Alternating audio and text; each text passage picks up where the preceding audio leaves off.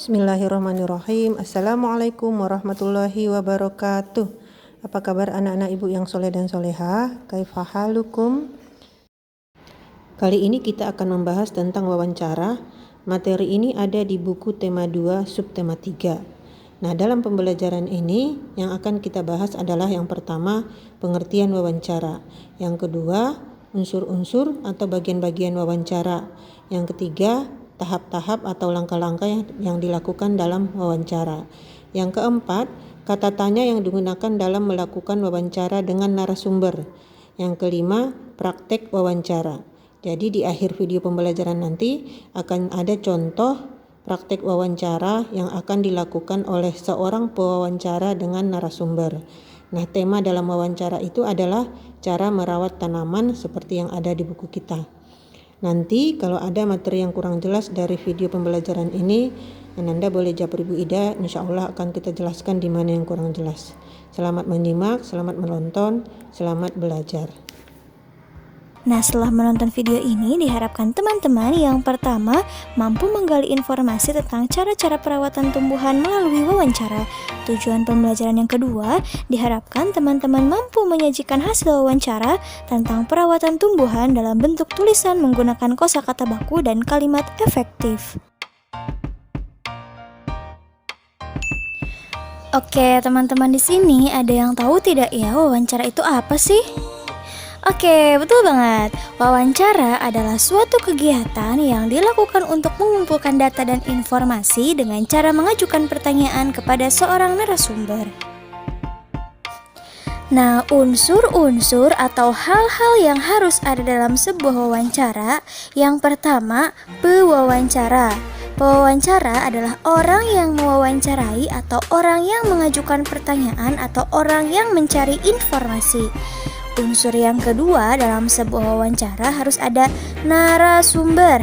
Nah, narasumber disebut juga informan, yaitu orang yang diwawancarai dan memiliki informasi terkait topik wawancara. Narasumber biasanya adalah seseorang yang ahli di bidang tertentu. Unsur yang ketiga yaitu topik wawancara dan daftar pertanyaan. Nah, unsur yang keempat yaitu waktu dan tempat wawancara. Nah, jadi keempat unsur ini harus ada dalam sebuah wawancara ya, teman-teman. Oke, tahap-tahap dalam wawancara ada 3 ya, teman-teman. Yang pertama, tahap sebelum wawancara atau disebut juga tahap persiapan. Tahap yang kedua yaitu tahap saat wawancara atau disebut juga tahap pelaksanaan wawancara. Tahap yang ketiga yaitu setelah wawancara atau tahap penyusunan hasil wawancara. Oke, kita jelaskan satu persatu ya teman-teman.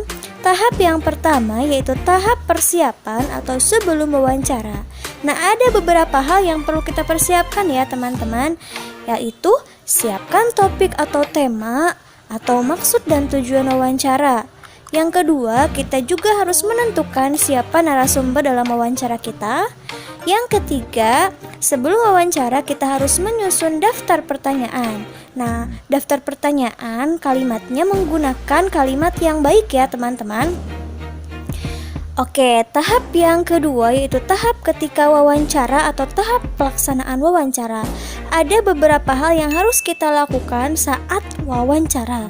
Yang pertama, saat wawancara kita harus mengucapkan salam, lalu memperkenalkan diri, lalu menyampaikan maksud dan tujuan wawancara. Nah, setelah itu, lalu kita sampaikan pertanyaan dengan teratur dan bersikap sopan ketika wawancara. Lalu selanjutnya, mencatat dan merekam pokok atau isi wawancara. Setelah wawancara, kita ucapkan terima kasih kepada narasumber dan mengakhiri dengan salam. Tahap yang ketiga yaitu tahap setelah wawancara atau disebut juga tahap penyusunan hasil wawancara. Setelah wawancara, kita biasanya harus membuat laporan hasil wawancara. Oke teman-teman, dalam mengajukan sebuah pertanyaan ketika wawancara, ada beberapa kata tanya yang dapat kita gunakan ketika melakukan wawancara dengan narasumber. kata tanya yang pertama yaitu apa atau apakah. Nah, kata tanya ini digunakan untuk menanyakan benda atau hal atau peristiwa yang terjadi. Lalu kata tanya siapa atau siapakah. Nah, kata tanya ini digunakan untuk menanyakan orang atau pelaku kejadian. Nah, yang ketiga, bagaimana atau bagaimanakah. Nah, kata tanya ini digunakan untuk menanyakan cara, keadaan dalam suatu peristiwa. Lalu, mengapa atau mengapakah. Nah, digunakan untuk menanyakan sebab atau alasan tertentu suatu peristiwa. Lalu, kata tanya kapan atau kapankah untuk menanyakan waktu terjadinya suatu peristiwa. Ada lagi berapa atau berapakah. Nah, kata tanya ini digunakan untuk menanyakan jumlah. Lalu yang terakhir ada kata tanya di mana atau di manakah. Nah, kata tanya ini digunakan untuk menanyakan tempat suatu peristiwa. Nah, di video kali ini kita akan mempraktikkan bagaimana cara melakukan wawancara. Topik wawancara kali ini adalah cara merawat tanaman dengan pewawancara Ibu Citra dan narasumber kita Pak Aldo yang merupakan seorang aktivis lingkungan dan juga memiliki hobi merawat tanaman-tanaman di pekarangan rumah. Selamat siang Pak Aldo, perkenalkan nama saya Citra Pak. Mohon maaf Pak, izinkan saya bertanya beberapa hal mengenai cara perawatan tanaman ya Pak. Nah Pak, boleh saya tahu Pak, apa saja sih tanaman yang saat ini Bapak rawat? Oh baik, untuk saat ini saya sedang fokus merawat tanaman-tanaman hias yang digantung. Wow, luar biasa sekali Pak. Bisa dijelaskan juga tidak Pak, berapa jenis tanaman hias yang Bapak rawat saat ini ya? Untuk saat ini ada sekitar 5 jenis tanaman. Oke, baik Pak. Nah, lanjut ke pertanyaan selanjutnya ya Pak. Nah, kira-kira kapan Bapak mulai fokus merawat tanaman hias ini Pak? Saya mulai fokus merawat tanaman hias pada saat saya sudah memiliki rumah sendiri dan juga merawat tanaman memang hobi saya sejak kecil.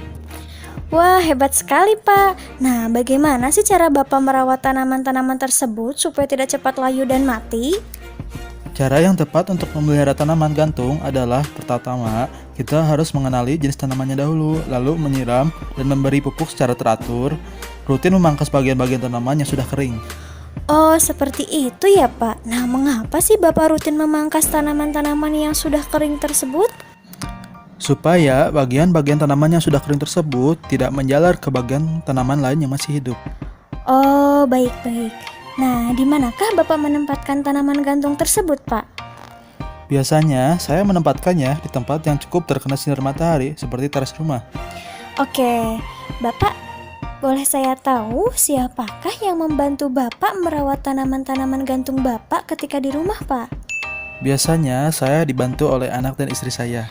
Baiklah Bapak Aldo, terima kasih atas waktunya ya Pak. Saya harapkan mudah-mudahan Bapak bisa menginspirasi warga yang lain untuk menghijaukan pekarangan rumah. Terima kasih sekali lagi ya Pak. Oke, nah teman-teman, itu tadi adalah praktik bagaimana melakukan wawancara dengan mengajukan beberapa pertanyaan menggunakan kata tanya apa, bagaimana, siapa, mengapa, di mana, berapa.